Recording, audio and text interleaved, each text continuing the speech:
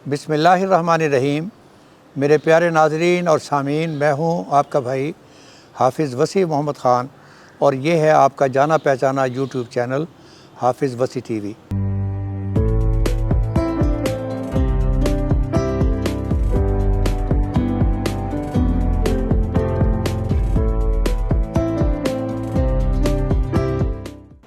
सामीन, आज का प्रोग्राम है कि गंदम की फ़सल आपकी 20, 25 और 30 दिन की हो चुकी है। इस गंदम की फ़सल से कितने ज़्यादा से ज़्यादा टिलर्स आपने कैसे पैदा करने हैं, उसके रिवायती और जदीद तरीके मैंने आज आपको बताने हैं। लेकिन उससे पहले ज़रा सुनिए कि पाकिस्तान के अंदर यूरिया की पोजीशन क्या है। कि चिट्टें आती हैं और चिट्टें जो हैं वो महकमा ज़राअत की तरफ से आती हैं, इंतज़ामिया की तरफ से आती हैं और मौसर जो लोग हैं उनकी तरफ से आती हैं। तो ये चिट्टें जो हैं ये फिर आम आदमी नहीं ले सकता। इसके लिए ज़रूरी है कि वो बंदा जो है वो खुद भी मौसर हो किसी न किसी हवाले से, तब वो चिट मिलती है। मैं इकबाल नगर गया हूँ तो वहाँ मैंने देखा कि वहाँ पर खाद जो थी आउट ऑफ स्टेशन जो है वो तकसीम हो चुकी थी। उनको खुली डीलरों को छूट होती है कि वो आम आदमी के साथ जो मर्जी मामला कर लें, जितना जुल्म और ज्यादती जितनी मर्जी कर लें, उनको अलाउ हो जाता है, इख्तियार दे दिया जाता है कि अब आपको कोई पूछने वाला नहीं। अभी यूरिया की टाइम आ गई है। बिल्कुल एक बोरी पूरे बलूचिस्तान में यूरिया की नहीं मिल रही है। वो मिली भी है तो 12,000 वाली 15,000 में। नाइट्रोफास बिल्कुल शॉर्ट है। अभी यूरिया की टाइम आ गई है। बिल्कुल एक बोरी पूरे बलूचिस्तान में यूरिया की नहीं मिल रही है। सामीन, आपने देखा है कि ये यूरिया माफिया या खाद माफिया उस डाकू की तरह है जो हाथ में चिराग लेकर जा रहा है ये बताने के लिए कि अगर किसी में हिम्मत है तो हमारे ऊपर हाथ डाले। सामीन, यहाँ मुझे याद आ रही है शेख सादी रहमतुल्लाह अलैह की एक कहानी कि वो एक मरतबा किसी बस्ती में जा रहे थे अपने शागिर्दों समेत। बस्ती के लोगों को पता था कि शेख सादी मगरिब से पहले पहले यहाँ पहुँच जाएंगे, लेकिन रास्ते में देरी की वजह से वो वहाँ नहीं पहुँच सके। और बस्ती के लोग जो इंतज़ार कर रहे थे उन्होंने सोचा कि शेख साहब रास्ते के अंदर कहीं ठहर गए होंगे और अब उन्होंने कल ही आना है, तो लिहाजा वो वापस चले गए। अब शेख साहब मगरिब के बाद जब वहाँ पर पहुँचे तो उन्होंने देखा कि बस्ती में लोगों की बजाय कुत्तों ने उनका इस्तकबाल किया। अब जब कुत्ते भौंक रहे थे तो शेख सादी ने कोशिश की उस अंधेरे के अंदर कोई पत्थर ढूंढने की ताकि कुत्तों को भगाया जा सके। जब उन्होंने एक पत्थर को देखा तो देखा कि पत्थर जो है वो ज़मीन में गड़ा हुआ था और वो पत्थर बाहर नहीं निकाल सके। लिहाजा उस इस्तिग़राब की कैफियत के अंदर उन्होंने ऊपर देखा और उन्होंने कहा, या अल्लाह, मुझे तूने किस बस्ती में भेज दिया है जहाँ पत्थर बंधे हुए हैं और कुत्ते छुटे हुए हैं। सामीन, ये एक सोचने का मुकाम है कि 30 मिलियन टन हमारा टारगेट है और टारगेट हासिल करने के लिए जो 32 और 35 भी हो सकता है, उसके लिए ज़रूरी है कि किसान को बीज टाइम पर गवर्नमेंट रेट पर, खाद टाइम पर गवर्नमेंट रेट पर मिले। लेकिन आज इस वक्त हालत ये है कि गवर्नमेंट का रेट 3400 रुपये फ़ी बैग यूरिया का है, लेकिन मार्केट में 5,000, 5,200 का मिल रहा है। अगर आप गवर्नमेंट के रेट पर लेना चाहें तो वो बताएगा कि एक बोरी यूरिया के लिए आपको 2 बोरी DAP या 1 बोरी पोटाश भी लेनी पड़ेगी। और अगर आप वैसे लेना चाहें तो फिर शाम के वक्त आप तशरीफ़ लाएँ, पैसे जमा करवा दें, हम आपको बता देंगे कहाँ से मिलेगा। तो ये पूरी कहानी है जो मुझे लग रहा है कि हमारे जो चीफ़ मिनिस्टर हैं उनको परवाह है खिदमत सेंटर की, उन्हें परवाह है थानों की, उन्हें परवाह है सड़क पर सफाई की, उन्हें परवाह है इस बात की कि कौन सा ब्रिज कहाँ बनना है। लेकिन इस बात की परवाह नहीं है कि कौम की फूड सिक्योरिटी, जिसका दारो मदार इस बात पर है कि किसान को हर चीज़ मौके पर मिले और गवर्नमेंट रेट पर मिले, इस बात की किसी को परवाह नहीं है। और इसमें कोई भी चीफ़ मिनिस्टर, चाहे वो बलूचिस्तान का हो, चाहे वो सिंध का हो, और चाहे वो पंजाब का हो, और चाहे वो कभी के का हो, सब की सूरत हाल एक जैसी है। मैंने आपको ऑडियो सुनवाया है बलूचिस्तान का, मैंने सुनवाया है ऑडियो पंजाब का, اور آج سندھ ہائی کورٹ میں سندھ آبادگار بورڈ نے ریٹ داخل کر دی ہے کہ ہمیں بر وقت یوریا گورنمنٹ ریٹ پر سپلائی کی جائے. تو مجھے نظر نہیں آتا کہ جب ٹائم پر بیج بھی نہ ملے اور اگر ملے تو مافیا کے ہاتھوں ملے, مجھے کھاد نہ ملے وہ بھی مافیا کے ہاتھوں ملے, تو مجھے سمجھ میں نہیں آتی ہے کہ گورنمنٹ کیا سمجھتی ہے کہ اس قسم کے نظام سے 30 ملین ٹن گندم ہمیں مل سکتی ہے یا نہیں مل سکتی. ایسا لگتا ہے کہ ایک مافیا سرگرم ہے اور وہ پیسے کمانا چاہتا ہے امپورٹ سے اور ایکسپورٹ سے. پچھلے سال $3 بلین کی گندم ہمیں امپورٹ کرنی پڑی. تو لہٰذا یہ مافیا اس بات پر تلا ہوا ہے کہ یہ امپورٹ اور ایکسپورٹ کا سلسلہ چلتا رہے تاکہ ان کی روٹی روزی یقینی بن جائے. لیکن میں حیران ہوں اس بات کے اوپر کہ جب 5,200 کی اور 5,000 کی یوریا ملے گی اور جب 15,000 اور 16,000 کی ڈی اے پی ملے گی تو کسان کی جو گندم آنے والی ہے اس کا ریٹ کہیں 9,000 روپے من کے اوپر جائے گا. اور اگر 9,000 روپے من پر جائے گا تو اس غریب کا جو دیہاڑی دار ہے, سیلریڈ کلاس کا کیا بنے گا, جن کی آمدنی کا سلسلہ روزانہ کی بنیاد کے اوپر ہے یا ماہانہ کی بنیاد پر ہے. مجھے اس وقت جان ایلیا کا شعر یاد آ رہا ہے کہ مرنا تو اس جہاں میں کوئی حادثہ نہیں, اس دور ناگوار میں جینا کمال ہے. تو سامعین, یہ دکھ ہے جو میں نے آپ سے بانٹا ہے کہ یہاں پر ریٹ آف لا نہیں ہے, مافیا کو کھلی چھٹی دی ہوئی ہے کہ وہ جو چاہے کریں اور جیسے چاہے کریں. لیکن کسان جو ہے اس نے اپنی ڈیوٹی کرنی ہے.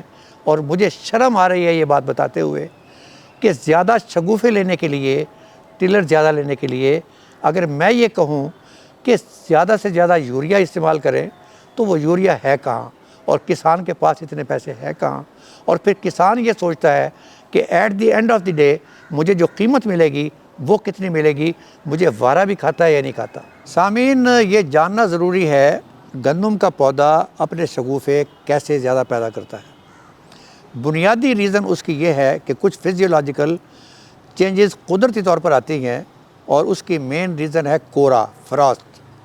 جب ککر پڑے گا تو کچھ فزیولوجیکل چینجز پودے کے اندر پیدا ہوتی ہیں جس کے نتیجے کے اندر اوپر کی بڑھوتری کم ہو جاتی ہے اور دائیں بائیں اس کے شگوفے نکلنے شروع ہو جاتے ہیں. ہم فارسٹری کے اندر بھی یہ دیکھتے ہیں کہ جب پودے قریب لگائے جائیں تو پودا درخت جو ہے وہ سیدھا اوپر جاتا ہے, وہ دائیں بائیں نہیں پھیلتا. اسی طریقے سے جب آپ گندم کا کم بیج استعمال کرتے ہیں اور سپیس دائیں بائیں زیادہ ہوتی ہے تو پودا قدرتی طور کے اوپر زیادہ شگوفے پیدا کرتا ہے کہ اس نے اس سپیس کو بھرنا ہے. اور اس کا بہترین علاج جو ہے وہ یہ ہے کہ آپ زیادہ سے زیادہ یوریا استعمال کریں. ان دنوں میں زیادہ سے زیادہ یوریا استعمال کرنا وہ پودے کو آگے لاجنگ پر مجبور نہیں کرتا, بلکہ وہ اس طرف یہ جاتا ہے کہ وہ کس طریقے سے جگہ کو گھیر سکے.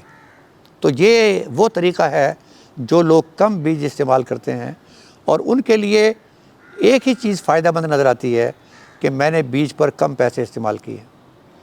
دوسرا طریقہ یہ ہے جو روایتی طریقہ ہے, جب آپ کی فصل 25 سے 30 دن اور 32 دن کے قریب ہوتی ہے اور ناڑ نہیں بنائی ہوتی اور اصلی جڑ اس کی پیدا ہو چکی ہوتی ہے, وہ اپنے آپ کو اسٹیبلش کر چکی ہوتی ہے, تو اس وقت کچھ جانوروں کو اس میں سے پھرایا جاتا ہے. جانور اوپر سے اس کو کھا لیتے ہیں اور اس کے نتیجے میں اوپر جانے کا راستہ ختم ہو جاتا ہے اور طاقت جو ہے وہ نیچے کی طرف آتی ہے اور اس کے نتیجے میں زیادہ شگوفے پیدا ہوتے ہیں.